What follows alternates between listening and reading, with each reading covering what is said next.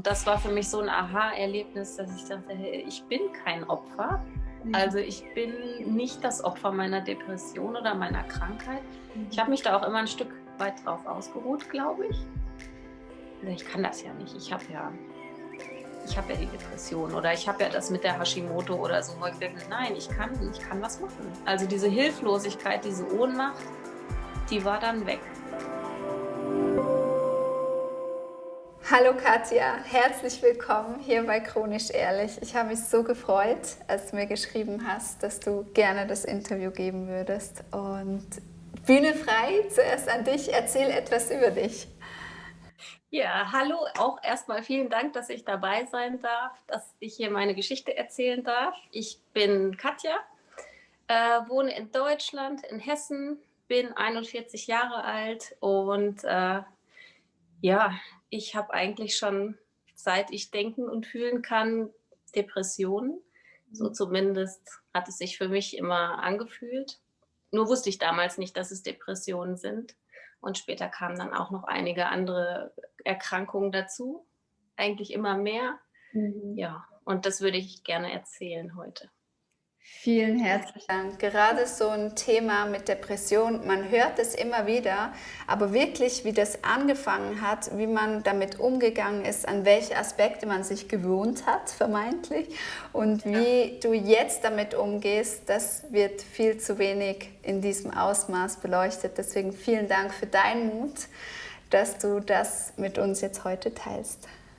Ja, sehr gerne. Also ich denke, es ist sehr wichtig, dass man darüber spricht und auch wenn es schon besser geworden ist, denke ich trotzdem, dass noch viel zu wenig Menschen vielleicht auch überhaupt wissen, dass sie das haben, ja, weil es nicht immer so ganz eindeutig ist und dann auch einfach nicht genug drüber geredet wird. Ja. Ja, vielen Dank. Was würdest du sagen, du hast schon gesagt, das hat früh angefangen. Wann war das, wo dir das erste Mal bewusst wurde?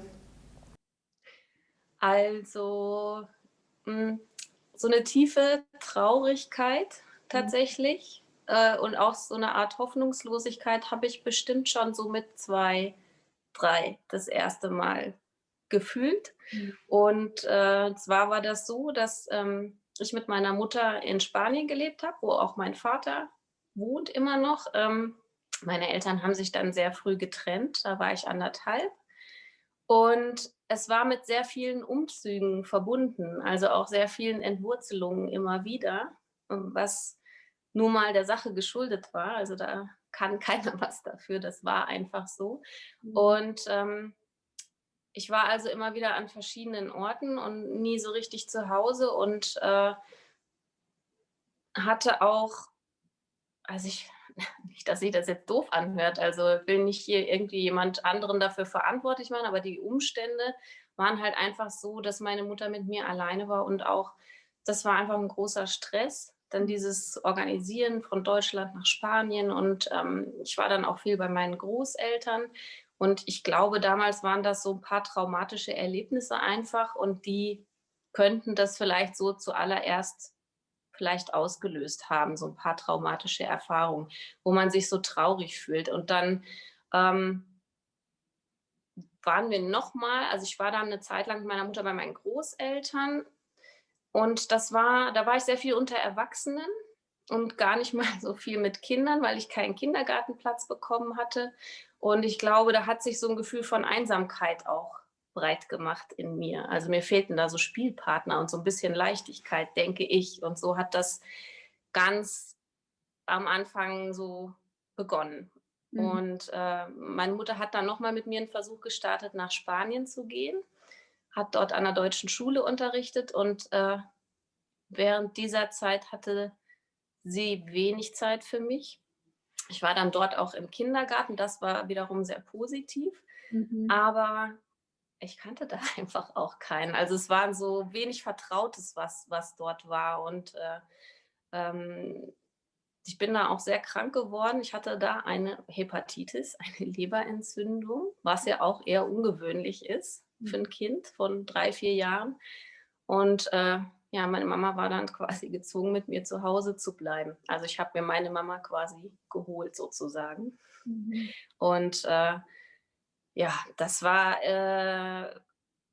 so, dass es mir dann natürlich besser ging, weil meine Mama da war, aber ich wurde dann auch körperlich, wie gesagt, krank und das ließ sich alles sehr schwer für meine Mama organisieren, weil sie alleinerziehend war. Mein Vater war zwar dort, aber hat sich nicht so gekümmert, sodass wir letztlich wieder nach Deutschland gegangen sind nach einem Jahr. Also dieses Experiment ist gescheitert. Und ähm, da kam dann quasi das nächste Trauma. Meine Mutter hatte keine Stelle als Lehrerin gefunden und musste eine Umschulung machen in Vollzeit. Wow. Und ich hatte keinen Kindergartenplatz wieder. Und dadurch war ich ein Jahr bei meinen Großeltern. Und da habe ich meine Mutter schrecklich vermisst. Also das war, also ich habe auch jetzt natürlich viel aufgearbeitet, also in den letzten Jahren. Und da wurde es ganz offensichtlich, dass das so mein Haupttrauma ist, einfach diese Trennung von meiner Mama. Meine Mutter wollte das ja auch nicht, aber sie hat dann gedacht, das wäre jetzt ihre eigene einzige Möglichkeit, sich da nochmal, ja, beruflich da nochmal Fuß zu fassen und eigenständig zu werden und hat das eben gemacht. Und das war weit weg. Also meine Mutter war in Nordrhein-Westfalen, das ist so, also ja, so in der Mitte von Deutschland, im Westen. Und meine Großeltern haben 2,5 Stunden entfernt gewohnt. Also da konnte man auch nicht mal eben so hinfahren, sondern da haben wir uns wirklich auch manchmal 2 Wochen nicht gesehen.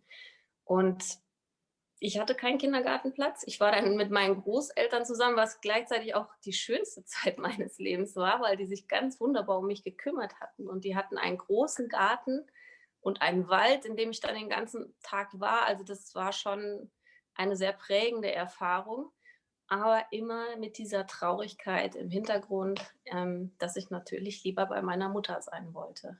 Ja. Mhm. Und das hat sich dann so über die Jahre, also das war zwischen 5 und 6, als ich bei meinen Großeltern war. Dann kam ich in die Schule. Da hat sich diese Traurigkeit verflüchtigt, denn dann hatte ich Freunde und hatte sozialen Kontakt. Und dann kamen aber die körperlichen Erkrankungen dazu. Also es war nach wie vor so, dass meine Mutter viel gearbeitet hat.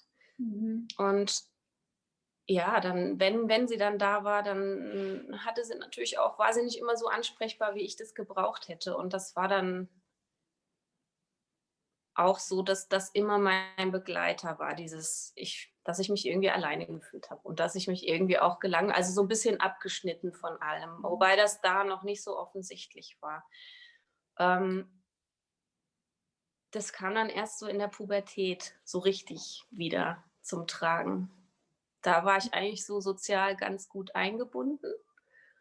Aber da kam dann unheimliche Wut hoch. Und ja, vielleicht war es noch nicht mal nur eine Depression, vielleicht war es auch tatsächlich manisch-depressiv, da bin ich mir noch nicht so sicher. Ja, oder tatsächlich ging schon auch so in die Richtung Borderline.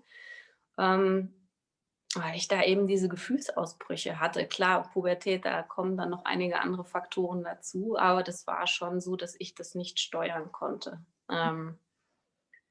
Und ja, also meine Mutter ist aber nicht mit mir zum Arzt deswegen. Das war damals noch nicht so, ja. Also sie hat dann irgendwie wahrscheinlich gedacht, ich bin halt so. Oder es ist den Umständen geschuldet. Und sie hat da immer versucht, Erklärungen für mein Verhalten zu finden und mich auch letztlich super aufgefangen. Also meine Mutter war immer für mich da und sehr liebevoll. Also da habe ich großes Glück gehabt.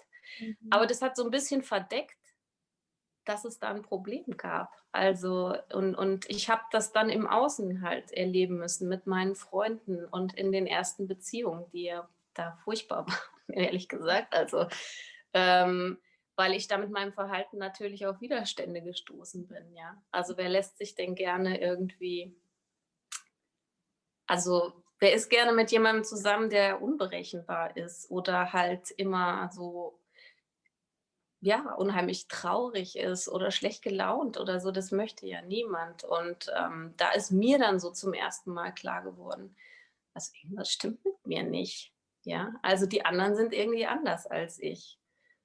Mhm. Und früher hat man, als ich kleiner war, hat man immer gesagt, naja, sie ist halt ein ruhiges Kind, sie sagt halt nicht so viel, ist so sehr in sich gekehrt. Also ich war immer sehr nachdenklich. Ja, also das stimmt schon. Es ist unheimlich viel passiert in meinem Kopf. Aber ich konnte das auch nie so nach außen tragen und ich denke, dass das schon depressive Züge waren. Also, 'n Kind, das glücklich ist ja eher extrovertiert und erkundet und erforscht und tut. Und das hatte ich, halt eben ganz oft nicht. Und daher war das mit Sicherheit in meiner Kindheit schon so. Aber es ist auch nicht so wie heute. Man wusste damals einfach noch nicht so viel darüber und jemand, der Depression hatte, war dann gleich immer jemand, bei dem es ganz schlimm ist und der sich vielleicht Ja. der vielleicht Tendenzen hatte, auch sein Leben beenden zu möchten oder so. Das war ja bei mir nicht, wollte ich ja nicht. Ja. Ich wollte das ja alles haben. Ich habe es halt Ja. nicht hingekriegt. Ja. Ja. Ich finde es so spannend mit der Erkrankung, die du so früh hattest, mit der Leberzirrhose. Ja, Und der Zusammenhang mit Gefühlen und ja, Emotionen, dass wenn eben die Leber träge ist, dass da sich ganz viel Wut stauen kann, dass man ja, unsicher ist, dass man in sich gekehrt ist, bis hin eben zu diesen Depressionen. Also dass eigentlich ein organisches Leiden deine Persönlichkeit beeinflusst hat und das in so jungen Jahren, wo auch dein ja, Umfeld dann gar nicht rausfinden konnte, ah, ist jetzt die Katja einfach so? Oder fehlt ja, dir was? Ist da irgendwas? Und weil das dir so jung passiert ist, hat man diesen Unterschied nicht erkannt. Wie ist die Katja eigentlich, wenn sie ja, ganz genau. gesund wäre? Ja. Ja. Und auch für Und dich, gell, für deine Entwicklung. Du ja, denkst ja dann auch, ja, dann bin ich halt irgendwie anders. ja, genau. Ja. Ich habe gedacht: „Okay, dann bin ich halt so schlecht, keine Ahnung.“ Also, wie gesagt, also irgendwie ich meine, ich wusste ja, dass ich in meinem tiefsten Herzen nicht schlecht bin. Meine Mutter wusste das natürlich auch immer und die liebt mich natürlich auch über alles. Aber, ja, also mein Verhalten war halt so. Und ich meine, es gab schon solche Charaktere auch bei mir in der Familie. Also mein Großvater war auch sehr aufbrausend, Mhm. manchmal.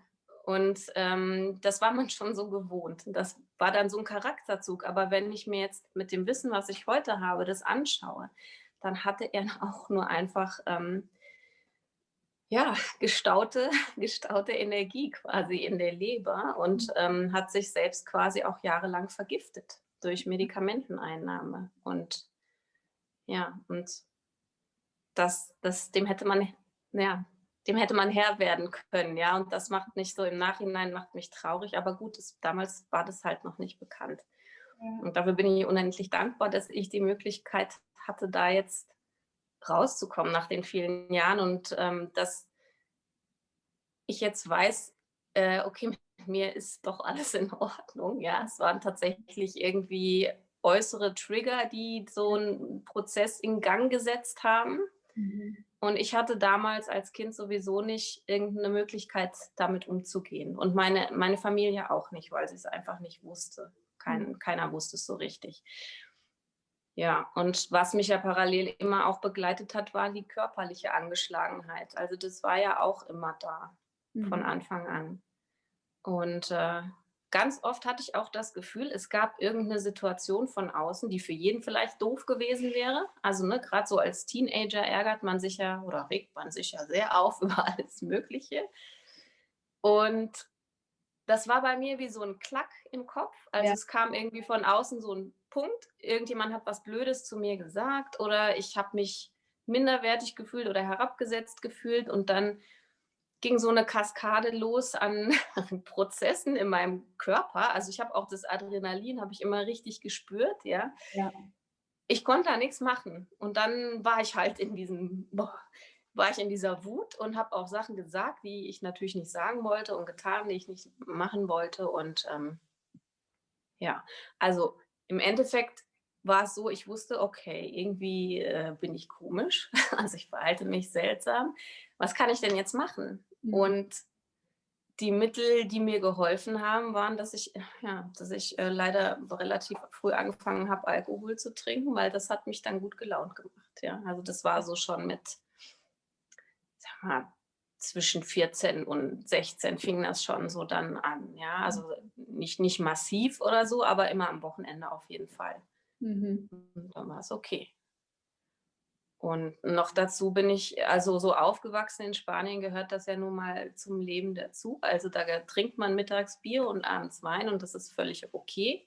Mhm. Und hier in Deutschland auch. Also das ist eine Biergesellschaft. Ja, hier gibt es überall Brauereien. Und wo ich gewohnt habe, da gab es Schützenfest und da kamen die Leute wirklich von weit angereist, teilweise auch aus dem Ausland.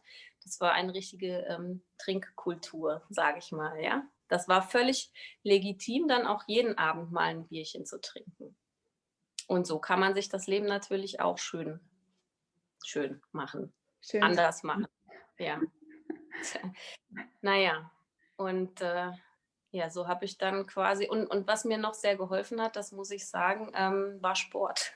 Mhm. Also das hat das dann so ein bisschen ins Lot gebracht. Also Bewegung hat mir unheimlich gut getan, diese Aggressionen abzuarbeiten quasi. Das habe ich regelmäßig gemacht, dann auch 2, dreimal die Woche.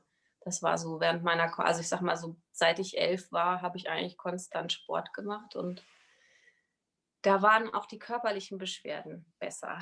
Also diese Entgiftung quasi, die dann übers Schwitzen stattgefunden hat und über das Lymphsystem irgendwie dadurch, dass es bewegt wurde.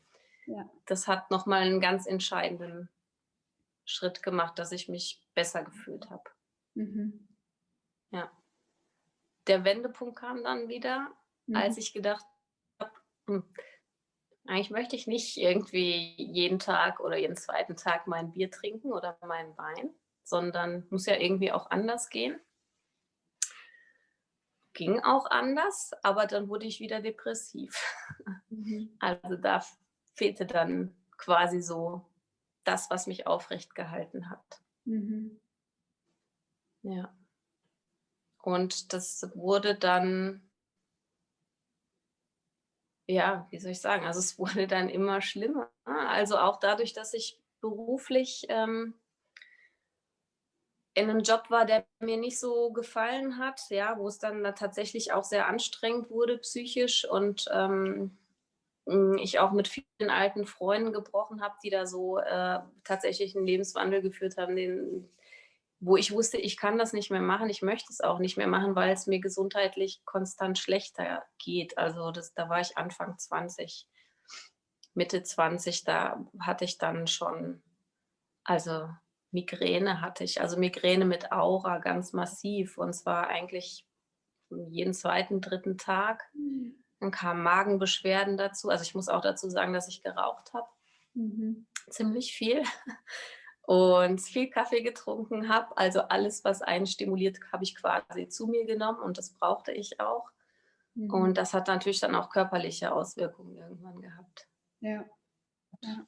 Das konnte ich so nicht mehr weiterlaufen lassen. Aber in dem Moment, wo ich das dann alles gekappt habe, ich war dann auch bei Alternativmedizinern natürlich, ich war bei einer ganz tollen Heilpraktikerin, die Mhm. TCM gemacht hat, also traditionelle chinesische Medizin. Die hat mir, quasi die richtigen Nadeln gesetzt, ja. Und, ähm, damit konnte ich dann, also auch war ich dann in der Lage, quasi mal den Kaffee wegzulassen, mal Milchprodukte wegzulassen, ähm, mal die Ernährung so ein bisschen umzustellen. Habe gemerkt: „Oh, das tut mir gut.“ Mhm. Also, Alkohol hatte ich dann auch nicht mehr getrunken, aber mit dem Rauchen war es schon schwieriger aufzuhören. Ich habe es immer wieder versucht, aber immer nur kurz geschafft. Aber da hatte ich so das Gefühl, ich bin körperlich auf dem super richtigen Weg, Ja. aber die Depressionen haben mich dann einfach umgehauen und das war so, wann war das? 2007. Da war ich, ja, 28. Da Mhm. war es dann, also, da konnte ich es auch nicht mehr leugnen, dass es wirklich Depressionen waren und, das gab so einen Wendepunkt, es war mein Geburtstag Mhm. und meine Mama hatte mir was erzählt und erzählt und erzählt und ich konnte nichts mehr sagen. Also, ich war wie verstummt. Da konnte ich war ich wie eingefroren. Das war so, da ging alles zu und, da wusste ich: „Okay, jetzt brauche ich Hilfe. Mhm. Jetzt wird's Zeit.“ Und da kam dann auch ziemlich schnell die Diagnose Depressionen und ja, auch die Medikamente, die entsprechenden, ne, über die ich sehr froh war in dem Moment, weil, so hätte ich's da nicht rausgeschafft. Also, da war ich schon zu weit in dieser Spirale drin. Ja. Ja. War das auch eine Art Befreiung, den Namen dafür zu haben? Weil es ist ja auch immer, Ja, wenn du jahrelang sagst, du hast das Gefühl, irgendwas stimmt nicht. ja, kann ja. das auch sehr Ich hatte es befreiend dann sein. Ja, ich hatte das schon gehört. Also, irgendjemand hatte das schon mal zu mir gesagt, aber das hatte ich da weit von mir gewiesen, weil ich ja immer gedacht habe: „Na ja, aber ich will ja leben. Ich liebe ja mein Leben eigentlich. Mhm. Ich kann ja keine Depressionen haben. Also, ich denke ja jetzt nicht daran, das zu beenden oder so.“ Und deswegen war das nicht Mhm. für mich. Aber letztlich, waren es halt doch Depressionen. Und bei mir war das Leitsymptom nicht die Traurigkeit, sondern die Wut, also die Aggression tatsächlich. Ja. Und das kann auch sein. Also, das ist eben bei jedem anders gelagert und, ähm, ja, ich war mal so ganz schnell auf 180 dann, ja. Also, das war so mein Symptom und irgendwann kam auch Schlaflosigkeit dann dazu. Aber es war nicht so diese Niedergeschlagenheit. Also, das Traurigsein war es eigentlich nicht. Es war dann vom Gefühl her war es eher, ich bin abgeschnitten von allem. Ich habe eigentlich gar keine Gefühle. Also, ich hatte tatsächlich null Emotionen. Also, es war schon wie so der kleine Tod, Mhm. aber noch gelebt irgendwie. Ja. Und körperlich hat sich bei mir auch eher, ja, wie sagen wir, also psychosomatisch eher gezeigt. Also, ich habe mich körperlich sehr schlecht gefühlt. Also, ich habe mich gefühlt, als hätte mir jemand in die Brust so ein Gewicht gelegt und Mhm. dieses Gewicht würde mich permanent nach unten ziehen. Ja. Ja. Und mein Hausarzt hatte es schon vorher erkannt, weil ich immer wieder da war und gesagt habe: „Ja, aber mir geht's nicht gut.“ Dann sagt er: „Ja, aber was haben Sie denn?“ Dann habe ich gesagt: „Na ja, ich weiß es nicht. Mir geht's halt nicht gut.“ Ich hatte auch mal Rückenschmerzen, mal Kopfschmerzen, also das kann ja auch alles passieren. Und der hatte das dann schon mal so angedeutet und ich konnte es vorher einfach nicht annehmen, also diese Diagnose, bis halt zu dem Zeitpunkt, wo eben dann nichts mehr ging. Mhm. Ja. Ja, Wahnsinn. Und wie, also du hast dann diese Diagnose bekommen, 2007 hast du gesagt, dann hast du die Ja. Medikamente bekommen. Hat dir das geholfen, dich zu stabilisieren, hast du jetzt Ja. auch gesagt? Über welchen Zeitraum hattest du das Gefühl, so jetzt bin ich wieder in meiner Mitte, jetzt geht es mir besser? Ähm, Also, das hat schon so ein paar Monate gedauert. Also, die Wirkung des Medikaments habe ich, weil ich da sehr empfindlich bin, habe ich relativ schnell gemerkt. Und der Psychiater hatte mir damals gesagt, es kann aber ein paar Wochen dauern, also bis zu 2 Monate, bis Mhm. dieser stimmungsaufhellende Effekt auch einsetzt und dieser anregende Effekt, dass man wieder alltägliche Sachen machen kann. Also, mir sind dann auch so Sachen wie Duschen oder so, ja, ist mir auch schwer gefallen oder so dieses ganze Alltägliche, was ich jetzt mit links mache, wo ich hier so rumwirbele und ganz viel Energie habe, das konnte ich nicht. Also, Ja. und man muss auch dazu sagen, es war aber schon die Schilddrüse auch mit involviert. Also, das ging tatsächlich so Hand in Hand und da muss ich jetzt einen kleinen Sprung zurück machen, weil diese Hashimoto-Diagnose habe ich 2006 bekommen, also ein Jahr vorher. Ja. Ähm, Symptome habe ich allerdings schon 2 Jahre vorher gemerkt, also schon 2004, weil da hatte ich auch tatsächlich dieses, was man so kennt vom Hashimoto, mal in die Überfunktion gehen, dann wieder in die Unterfunktion, das hatte ich. Und ich hatte auch immer Gewichtsschwankungen, aber in meinem Blut war einfach noch nichts erkennbar. Es waren noch keine Werte. Ja. Und 2006, hatte ich auch den Epstein-Barr-Virus. Also, es passt alles, wie Anthony William auch beschreibt, bei mir wunderbar zusammen. Mhm. Deswegen, äh, ist ja, das für mich auch, also, weiß ich einfach, dass das, was in den Büchern steht, stimmt, weil retrospektiv betrachtet war es so, Ja. genau wie es in den Büchern beschrieben ist. Es war so bei mir und es war fast, ja, wenn denn sein Buch als Lehrbuch anerkannt würde, irgendwann wäre es lehrbuchmäßig gewesen. Mhm. Ja, und, genau, ich hatte pfeifrisches Drüsenfieber, aber so ganz latent nur. Da weiß man auch nicht, welche Phase das jetzt schon war. Und da war ich auch immer wieder beim Arzt und das Mhm. war Gott sei Dank ein junger Arzt, der war gerade von der Uni weg und der hat sich dann mal die Mühe gemacht, doch mal genauer zu schauen bei mir. Mhm. Sonst wäre das vielleicht noch länger unentdeckt geblieben. Und der hat dann gesehen, dass die Leukozyten bei mir so hoch waren. Und dann hat er gesagt, oh, das ist aber ungewöhnlich. Und dann hat er weitere Tests gemacht und hat halt gesehen, oh, das ist der Epstein-Barr-Virus. Mhm. Und habe ich gedacht, okay, deswegen ich konnte noch nicht mal mehr Fahrrad fahren. Also ich weiß, mein Mann und ich waren damals gerade zusammengezogen, 2006.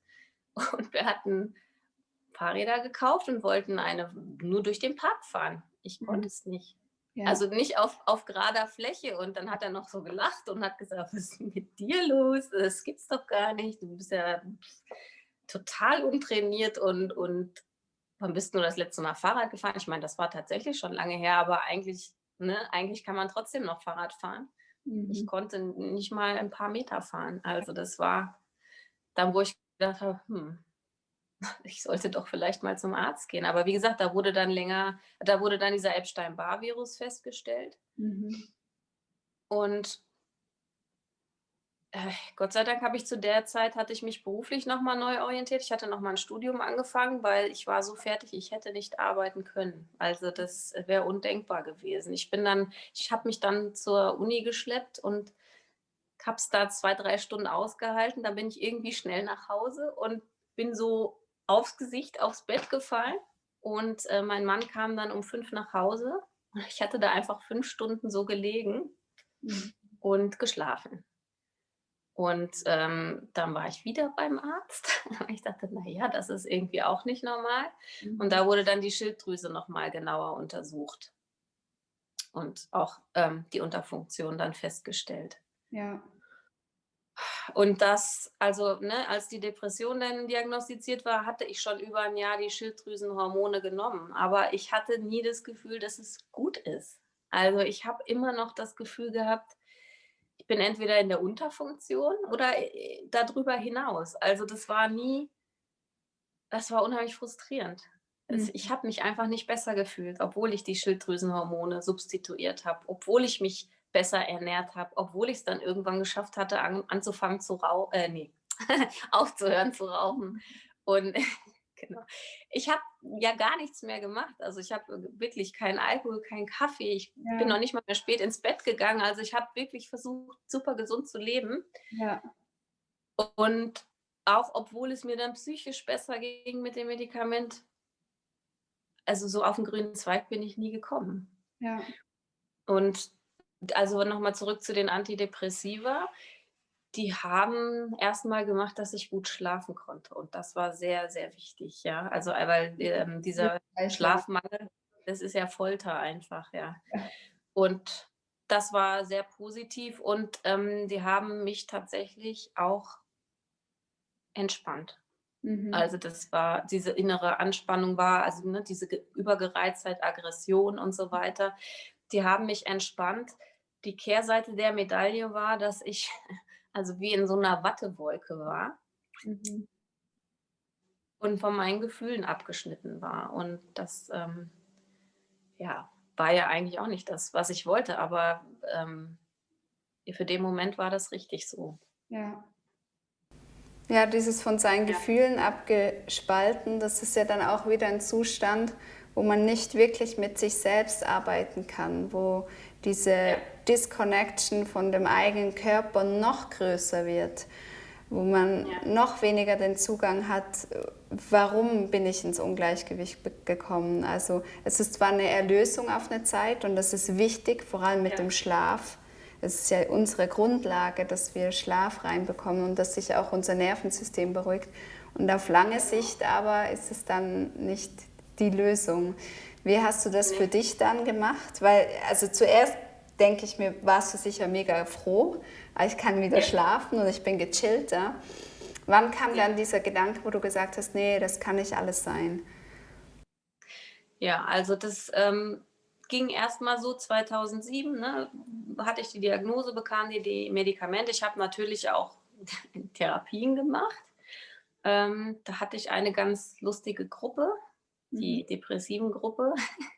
Und das war ein Psychoanalytiker und der war sehr, sehr, sehr cool, muss ich sagen. Also dem habe ich viel zu verdanken und das war dann so, dass wir in so einer Gruppe saßen von 10 Leuten und er hat einfach gar nichts gesagt. Und das ist für jemanden wie mich, obwohl ich Medikamente genommen habe und extrem ungeduldig bin, das war auch pure Folter. Und irgendwann ist es dann aber für die anderen auch. Irgendwann ist es dann aus irgendeinem rausgeplatzt und man hat dann doch angefangen, über irgendwas zu reden. Und das hat mir sehr gut getan, muss ich sagen, weil mir gezeigt hat, das sind alles normale Leute, ja. Also die haben alle ein normales Leben. Äh, Depression zu haben ist jetzt nicht, es ist nicht die Katastrophe, ja, sondern man kann damit leben und es gibt auch Möglichkeiten, wie man damit umgehen kann. Das war so mal der erste gedankliche Schritt aus diesem, ich bin nicht in Ordnung oder mit mir stimmt was nicht oder ich bin nicht gut genug so. Das war ganz wichtig. Ja, dieser Schritt der Und Annahme, gell? Zu sagen, ja, ja, da ist etwas und ich nehme es an und es ist ein Teil von mir. Und dann können wir anfangen, damit zu arbeiten, wenn wir es erst annehmen. Ja. ja, und ja, ich hatte auch einen ganz tollen Psychiater, muss ich sagen. Es war der Psychoanalytiker und das andere war der Psychiater, bei dem war ich auch in regelmäßigen Abständen. Wir haben dann zusammen besprochen, bleibt die Dosis des Medikaments so, brauche ich aktuell ein bisschen mehr. Zum Herbst, Winter war es oft ein bisschen mehr und dann bin ich schwanger geworden.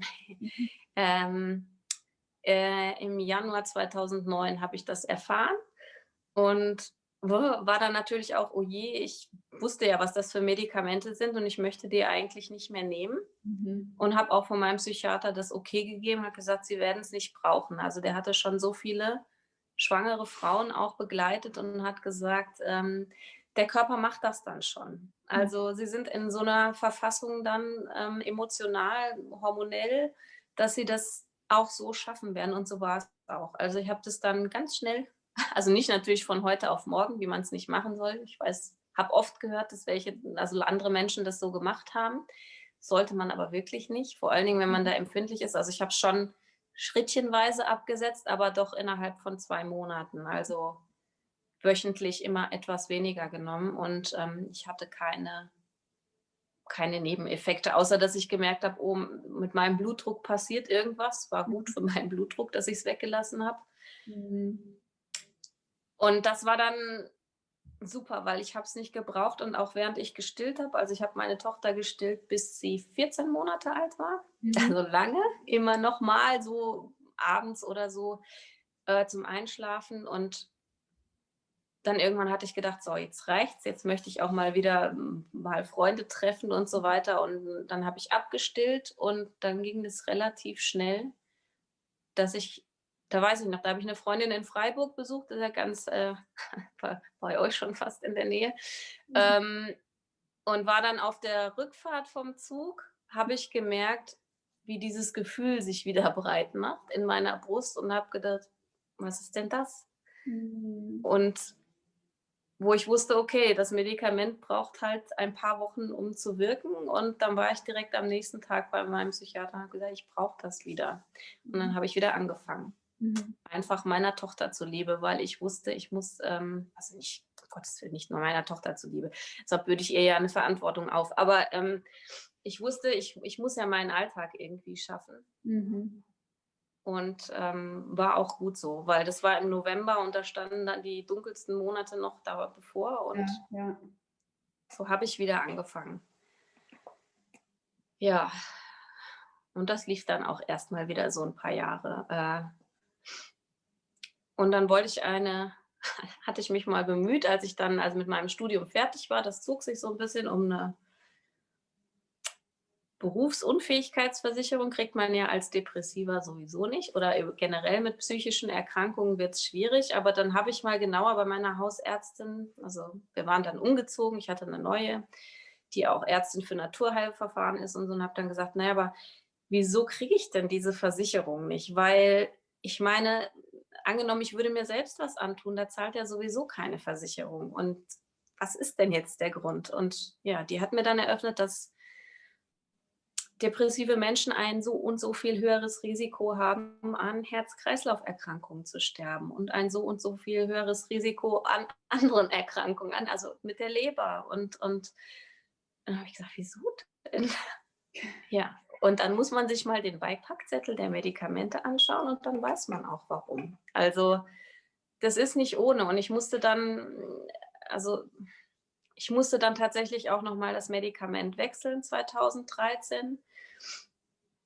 Ähm, Da hatte ich sehr fordernde Lebensumstände und, hatte auch wieder so 'n Burnout. Also, das war auch so, da wollte ich für meine Tochter was kochen und habe gemerkt: „Hä, ich weiß gar nicht mehr, wie's geht.“ Also, das war schon so 'n kompletter, ich stand in der Küche und ich wusste nicht mehr, was ich machen wollte. Ich hatte hier das Gemüse und das Messer in der Hand und Mhm.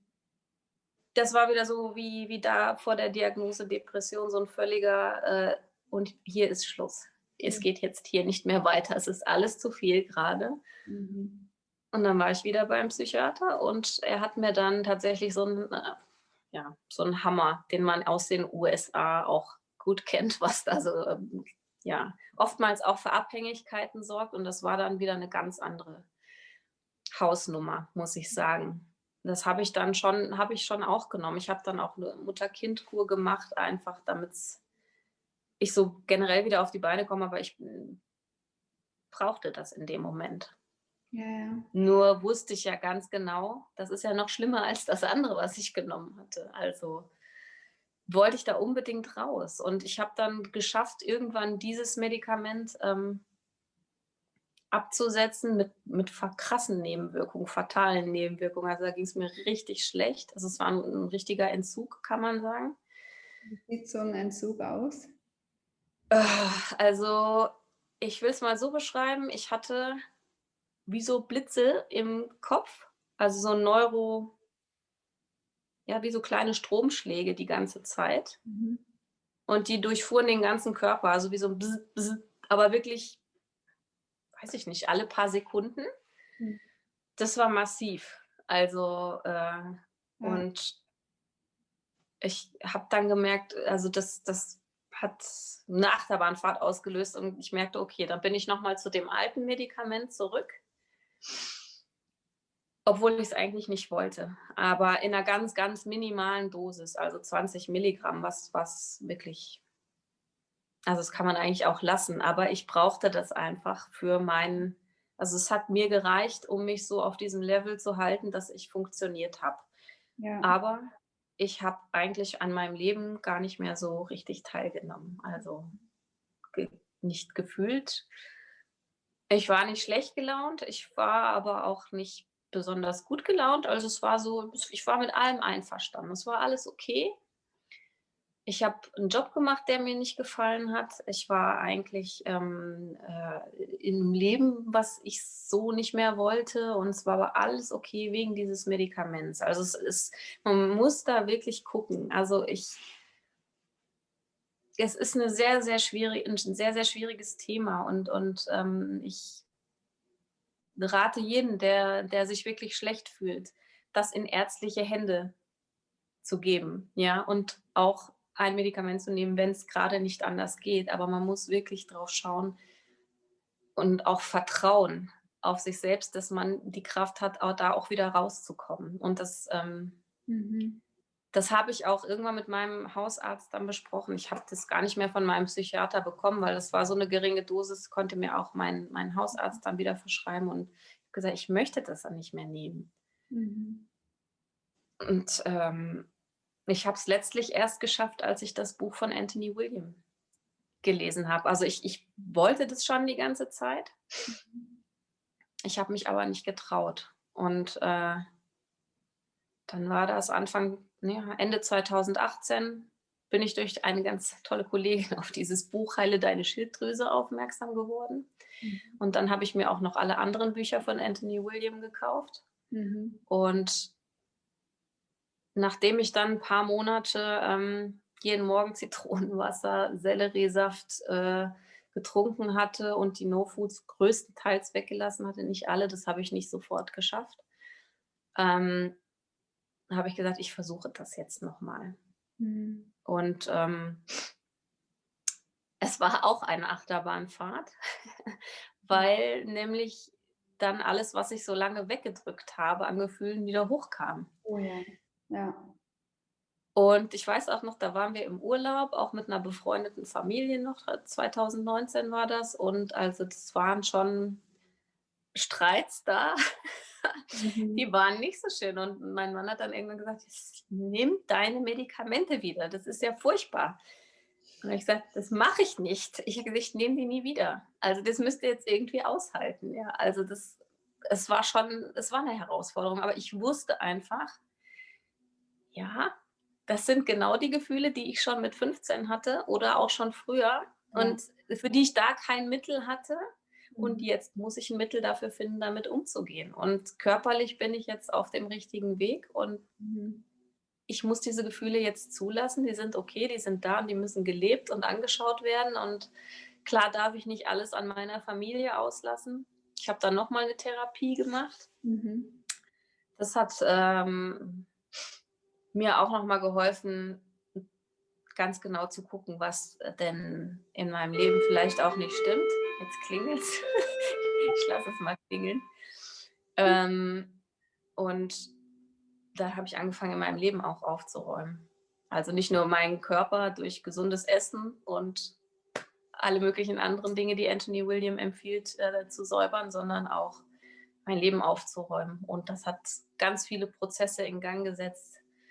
Die Ernährung, die ich dann im Januar 2019 begonnen habe, mit Anthony William, durch die Bücher und auch die Leute, die ich gefunden habe, die die gleichen Erfahrungen gemacht haben wie ich. Und zwar nicht nur in Bezug auf die Depressionen, sondern auch auf ganz viele andere Dinge, Krankheiten, chronische Krankheiten wie die Hashimoto oder aber auch die autoimmune Gastritis, die ich auch hatte, Allergien, Asthma. Ähm, und viele, viele andere Sachen. Meine Akne, mein Blähbauch, alles das. Also, ich habe so schnell Besserung gespürt, dass ich einfach wusste, das ist der richtige Weg und den gehe ich jetzt weiter und, wird vielleicht nicht immer angenehm sein und auch nicht leicht. Aber es hat mir zum Beispiel nie was ausgemacht, den Selleriesaft zu machen, obwohl ich echt 'n Langschläfer war, mein ganzes Leben schon und auch dafür früher aufzustehen. Der hat mir vom ersten Schluck an hat der mir gut getan. Ich habe es einfach gespürt. Ich kann es gar nicht beschreiben, und ich habe wirklich viele Sachen ausprobiert und, ja, ich wusste, ich bin auf dem richtigen Weg und dass das auch mit den Depressionen unter Umständen etwas länger dauern kann, beziehungsweise mit diesen Gefühlen, die ich nun mal in mir trage. Und ich habe, ähm, ja, da viel Rückhalt bekommen von meiner Familie, auch viel Verständnis, auch wenn es mehr Streit gab, definitiv, weil ich das eben nicht mehr so zurückgehalten habe, sondern das rausgelassen habe. Aber ja, ich musste erst mal lernen, mit meinen Gefühlen klarzukommen, weil ich habe sehr viele Gefühle und sehr, sehr starke Gefühle, positive wie negative, hat Mhm. jeder Mensch. Und wir neigen dazu oder wir lernen schon als Kinder oft, dass diese negativen Gefühle nicht so erwünscht sind, ja? Und deswegen verstecken wir die gerne. Mhm. Und das ist genau der falsche Weg. Ja. Und, ja, also man kann dann denken, wenn man das als Kind erlebt hat, muss man sich überlegen, wie weit zurück man eigentlich gehen muss, und wie viel Geduld und Zeit man sich auch geben muss, Mhm. dass das heilen kann und Ja. darf. Ja. Viel Mitgefühl, gell? Zu Ja, sagen, ja, du darfst jetzt noch und mal das traurig sein, du darfst jetzt noch mal enttäuscht sein. All das darf. genau. Ja. Und das war für mich so das Schwierigste, das erst mal anzunehmen und zu akzeptieren. Ja, ich bin halt ein sehr wütender oder ich habe jetzt eben sehr viel Wut in mir, ja. Ich bin jetzt ein wütender Mensch. Wollte ich nicht sein, Mhm. war ich aber leider. Und leider, also, ich muss sagen, ich bin sehr dankbar für meine Tochter, weil, ne, Kinder nehmen ja kein Blatt vor den Mund. Und wenn ich dann mal wieder so ein Stückchen weiter war auf dem Weg der Selbsterkenntnis, dann hat sie dann so gesagt: „Ja, Mama, es stimmt.“ So nach dem Motto: „Jetzt hast du es auch endlich erkannt.“ Also, klar, im Außen die Leute beobachten einen ja und nehmen das ja wahr und man selber muss erst mal wieder den Zugang zu seinen Gefühlen bekommen. Und ja, das ist natürlich ein großes Glück, wenn man eine Familie hat, Mhm. die einem da dabei steht und, oder auch Freunde und am besten beides. Mhm. Und ohne das geht es auch wirklich schwer. Also deswegen alleine finde ich, ist es schwer zu schaffen. Das muss zwar aus einem heraus, die Motivation muss zwar aus einem kommen und Mhm. auch das Vertrauen, dass es gut wird, dass man das schaffen kann und dass es halt nicht, nicht unbedingt ein psychisches Problem ist, also auch ein Mhm. psychisches Problem sein kann durch Traumata und Erlebnisse und die Glaubenssätze, die man so über das Leben hinweg sich quasi immer wieder gesagt hat, aber dass tatsächlich der Körper auch eine ganz entscheidende Rolle spielt und das können wir beeinflussen. Also und das war für mich so ein Aha-Erlebnis, dass ich dachte: „Hey, ich bin kein Opfer. Mhm. Also, ich bin nicht das Opfer meiner Depression oder meiner Krankheit.“ Ich Mhm. habe mich da auch immer ein Stück weit drauf ausgeruht, glaube ich.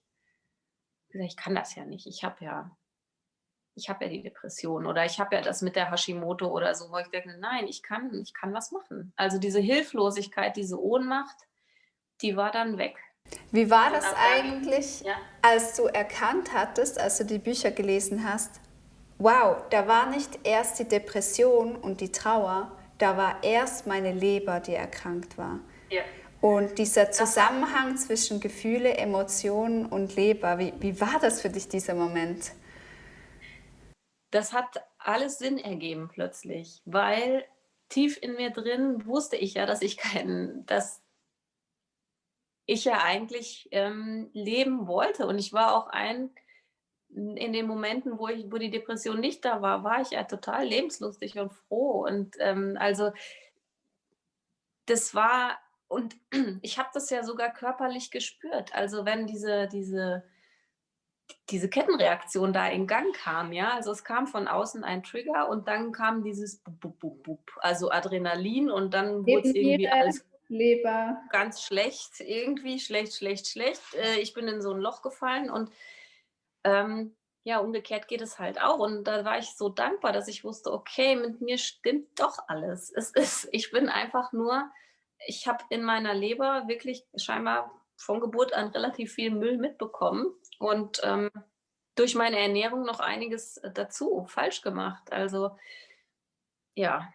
Und gerade in Spanien isst man ja extrem fettig. Es ist zwar Olivenöl, aber trotzdem, ja, viel Fett, viel Fleisch, alles ist frittiert. Man isst Tortilla, besteht ja quasi aus Eiern. Also, das war für mich Gift mit meiner Leber. Also, das und hätte meine Mutter oder meine Familie hätten die das damals gewusst, dann hätten die mir natürlich oder hätte da vielleicht schon vorher noch was geheilt werden können, bevor es irgendwie so schlimm wurde. Aber, Man weiß es ja, aber nicht. Anthony ja noch nicht so weit. Nein. Er hat sich noch ein bisschen Zeit gelassen, der Arme. Genau, ja. Ja, ich finde es so spannend, dass du diese Geschichte uns zeigst, wie eben aus einer Lebererkrankung so eine Wut, eine Depression, dann Abspalten von den Gefühlen, weil die Resilienz noch nicht da ist. Du warst so jung. Wie solltest du Ja. die Resilienz haben, dich mit solch einer Gewalt von Gefühlen, Wut, Trauer auseinanderzusetzen? Das geht nicht. Also hast du gelernt, einen Abstand zu gewinnen, das zu deckeln, bis zum Alkohol gegangen, weil das eine super Lösungsstrategie ist, kurzfristig. Zum Für einfach, die Leber aber nicht. genau, für die Leber überhaupt nicht, aber für deinen Kopf und Ja, diesen Abstand, den du gewinnen musstest, war das super. Aber es ist natürlich keine gesunde Alternative, ich weiß schon. Aber für den Moment hat ja, es dir geholfen, stark zu sein und weiterzumachen. ja, Und dann ist es so schlimm geworden, dass du gesagt hast, okay, es funktioniert alles nicht mehr. Dann die Tabletten, die dir auch eine Zeit lang geholfen haben, aber wo du auch gemerkt hast, oh wow, jetzt habe ich mich noch mehr entfernt von mir und meinen Gefühlen. Dann das Schwangersein und was für ein wertvoller Zustand das doch war für dich, weil du in der Zeit gemerkt hast, wer du eigentlich bist in der Schwangerschaft. genau. Ja, Und dann zu merken, okay, ich darf das irgendwann noch, darf davon loskommen und dann diese Ernährungsumstellung und auch beeindruckend, was du auch für eine Umsetzungskraft hattest, dann zu sagen, okay, ich habe das Buch gelesen, ich mache das jetzt einfach. Auch wenn es langsam dauert, auch wenn das Ausschleichen der Medikamente lange dauert, ich packe das an. Wo sagst du, hattest du diese Resilienz her, das anzupacken und zu sagen, ja, das ist mein Weg? Ich hatte schon alles andere ausprobiert, ganz einfach. Ich kann es gar nicht sagen und also ich sage mal, diese schwindende Lebenskraft, die da immer noch weiterkam, obwohl ich ja scheinbar alles therapiert bekommen habe. Also meine Hashimoto und, meine Depression war ja medikamentös eingestellt und trotzdem ging es mir immer schlechter und das war so, also in dem Jahr 2018, als ich das Buch noch nicht entdeckt hatte, musste ich mich nach dem Essen immer hinlegen. Ich hatte das Glück, dass ich, in einer Krippe gearbeitet habe, also mit 0 bis 3-Jährigen, die ihren Mittagsschlaf gemacht haben. Da konnte ich mich mal kurz mit denen hinlegen und die Augen zumachen. Ich hätte sonst meinen Arbeitstag gar nicht geschafft. Also, das heißt, sobald ich was gegessen hatte, also, da kamen dann also noch viel, viel mehr Krankheiten hinzu durch die Medikamente, die ich da nahm, ja, und, auch durch die Ernährung, weil das war zwar eine vollwertige Ernährung, die ich hatte, aber die war trotzdem noch glutenhaltig. Ich hatte trotzdem noch Eier drin, Milchprodukte und ich habe dann sogar Milch weggelassen und ich habe sogar das Gluten weggelassen in dem Jahr, bevor ich, auf Anthonys Buch gestoßen bin. Und es hat auch ein bisschen was geholfen, aber immer nur kurz und danach ging es mir wieder schlechter und ich habe gedacht, ich war wirklich verzweifelt. Ich habe gedacht: „Es kann doch nicht sein. Was soll ich denn noch alles was soll ich denn noch machen? Ich kann nichts mehr machen. Ich habe alles ausprobiert.“ Ich habe auch kaum Fleisch gegessen, also wenn wirklich nur mal ganz bisschen. Also, ich war schon fast habe schon fast vegan gelebt eigentlich, ja, aber, als ich das Buch gelesen habe, hat sich so meine ganze Geschichte, die für mich immer nur war, okay, jedes Jahr kommt eine neue Diagnose dazu. Ja, also von Gelenksentzündung über, eben wie gesagt, dieses Chronic Fatigue, Syndrome und also keine Ahnung, ich habe mich gefühlt wie eine 80-Jährige Ja. und ich war ja noch nicht mal 40, also wo ich mir gedacht habe, das ist und dann kam dieses Buch und ich habe gedacht, also ja, ich wusste es. Intuitiv wusste ich, das ist das, was ich versuche und, wie ich mich schon nach dem ersten Tag gefühlt habe, nach dem Selleriesaft und mein Mann hat ja dann auch mitgemacht und, der hat mich da auch sehr unterstützt. Also, wir sind dann halt morgens früher aufgestanden und dann er hat auch 'n Effekt gespürt und zwar relativ schnell. Er hat zwar das andere nicht so mitgemacht, was die Ernährung anging, aber Zitronenwasser und Selleriesaft hat er immer getrunken und, wir haben das gemerkt. Also, wir haben einfach diese Energie, die wir plötzlich hatten, Mhm. haben wir gemerkt. Also, ich hatte keine Magenschmerzen mehr. Ähm, meine Haut wurde besser. Ich hatte kein Asthmaspray gebraucht in dem Jahr, also 2019, wo ich angefangen habe. Und das war gerade die Allergiesaison ging ja grade los und ich habe täglich, Allergietabletten genommen und zwar nicht die, die man in der Apotheke kriegt, sondern ich brauchte schon die stärkeren, die man verschrieben bekommen muss. Mhm. Cortison auch. Ähm, was ja auch super ist, Cortison, ne? Also nicht das brauchte ich nicht mehr. Und zwar das war ja ganz kurze Zeit erst, wo ich, die nach Anthony William gelebt habe, 1, 2 Monate. Ich Mhm. habe in dem Jahr nichts gebraucht und ich habe letztes Jahr nichts gebraucht, obwohl alle um mich rum gesagt haben: „Oh, dieses Jahr ist ein ganz schön krasses Heuschnupfenjahr.“ Ja. Nicht für mich. Also, ne, das war schon so, weil die Allergien begleiten mich auch seit Kindheit. Mhm. Und das war für mich so: „Okay, ich mache es weiter.“ Und ja, es ist also, was wir für Geld ausgegeben haben für Sellerie, ja, also, das will ich gar nicht zusammenrechnen, aber das ist mir egal. Also, Ja. es hilft mir und ich habe so viel zurückbekommen an Lebensqualität und wie gesagt, retrospektiv, alles das, was Anthony in seinen Büchern beschreibt, ist zum einen Viren und Bakterien sind, die sich, vor allen Dingen in der Leber, aber auch in unserem ganzen Organsystem, in der Lymphe auch befinden. Bei mir sitzen hier zum Beispiel habe ich immer noch so Streptokokkennester, die sind wohl noch aus meiner Kindheit, die sind sehr hartnäckig Oh und ja, der Strepp ist sehr hartnäckig. also was ich noch nicht schaffe, ist komplett auf Zucker zu verzichten, weil das bei mir so emotional besetzt ist auch. Und das merke ich sofort. Wenn ich Schokolade esse, dann sprießt es hier und hier. Also die Akne kommt zurück. Ähm, ja, aber ich weiß, grundsätzlich bin ich aber auf dem richtigen Weg und es dauert einfach. Und man darf nicht so streng mit sich sein und das war ich sehr. Ich war sehr streng mit mir und das habe ich auch gelernt. Also, dadurch denke ich, also, dadurch, dass man diese wirklich ganzen Lebensmittel, reinen Lebensmittel, also hauptsächlich eben Obst, Gemüse zu sich nimmt, Kartoffeln, ähm, und die No-Foods weglässt, hat sich bei mir so eine Klarheit entwickelt. Ich habe auch noch Yoga gemacht, das hat bestimmt auch dazu beigetragen, aber, diese geistige Klarheit, das ist mein Weg und der ist kostet mich vielleicht Kraft, aber, ich kriege irgendwie das Zehnfache an Kraft zurück, ja. Stehe ich Definitiv. halt 'ne Stunde früher auf, Ja, ist für mich kein Problem mehr. Also, ich dafür hast du dein komme Leben, mittlerweile mit hm? dafür hast du dein Leben zurück. Ja. Ich brauche auch nicht mehr so viel Schlaf. Also, meine Mutter hat immer gesagt, als Kind war ich so 'ne Schlafmütze, ein Träumerle, aber das war auch schon meine Leber. Also, ich bin gar nicht richtig in die, also, ich hätte auch 10, 12 Stunden geschlafen als Kind. Ja, Und, jetzt brauche ich, ja, wenn ich mal 6 Stunden schlafe, ist das zwar nicht so cool, aber es geht. Und ich brauche dann keinen Mittagsschlaf und ich brauchte immer einen, also die letzten Jahre, bevor mhm. ich Anthony kennengelernt habe.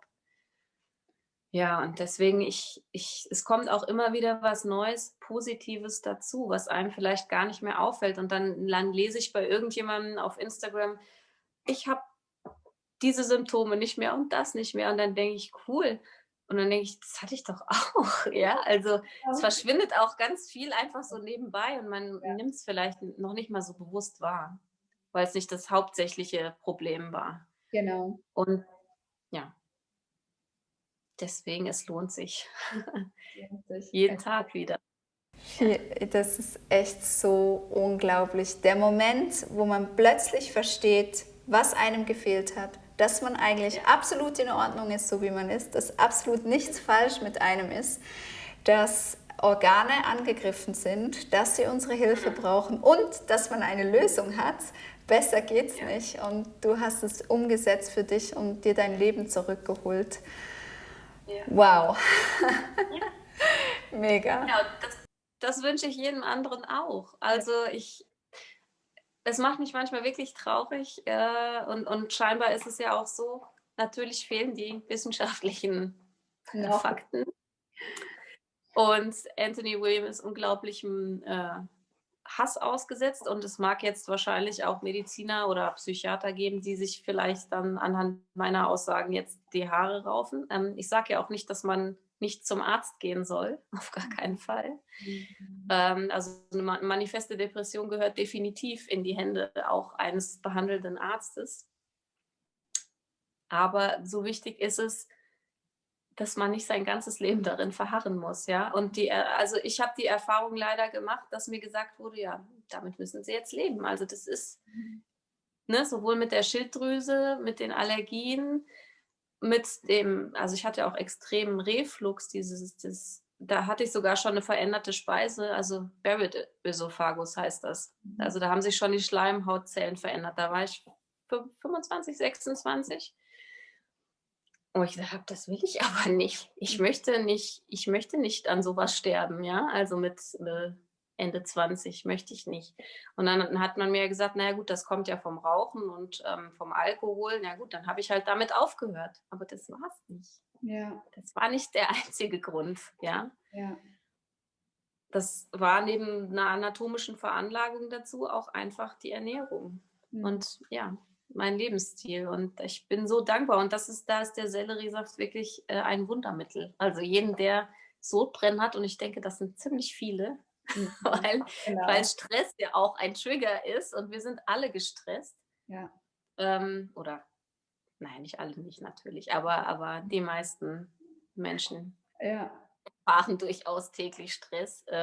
definitiv. Ja, Ja, kann ich das jedem nur ans Herz legen. ja, Ja, Wahnsinn. Katja, vielen Dank für deinen Bericht. Ich ja, bin sehr so gerne. berührt davon, auch für deine Ehrlichkeit und Offenheit, weil gerade über Gefühle oder Wut wird nicht gerne gesprochen. Das ist so etwas, das passiert vielleicht in der Familie, das macht man heimlich, aber man ja, man spricht nicht darüber und das ist aber so ein wichtiges Thema, weil wenn wir uns heute anschauen, wie viele Menschen an einer trägen Leber leiden, da ist auch immer Wut und Emotionen mit dabei. Und vielen Dank, dass du hier diese Chance gibst, dass da Licht hineinkommt in diese Situation. Sehr gerne. Und ja, einfach vielen, vielen Dank, dass du da warst. Gerne. Ich danke dir, dass ich dabei sein durfte. Ich habe mich sehr gefreut über die Einladung und ich hoffe, dass das ein paar Menschen auch, ja, dass das irgendwie in Resonanz geht mit ein paar Menschen, die offen und bereit dafür sind und vielleicht was damit anfangen können. Da bin ich mir so sicher. Vielen Dank, Katja. Danke dir. Vielen Dank, dass ihr dabei wart. Danke für euer Lauschen. Und ich möchte diese Ermutigung, die Katja jetzt ausgesprochen hat, einfach nochmal platzieren. Es gibt Hoffnung. Wir dürfen ganzheitlich uns anschauen. Ist es eine Erschöpfung oder sind es Emotionen? Alles hat seinen Platz und alles möchte uns etwas mitteilen. Und wir dürfen die Angst verlieren vor diesen Emotionen, vor diesen Dingen, wo wir merken, der Körper macht nicht so, wie ich es mir wünsche. Und wir dürfen in diese Annahme kommen. Und da ist so viel möglich, da ist Heilung möglich. Ich wünsche euch alles Gute, vielen Dank fürs Zuschauen. Kommentiert gerne und bis zum nächsten Mal. Ciao!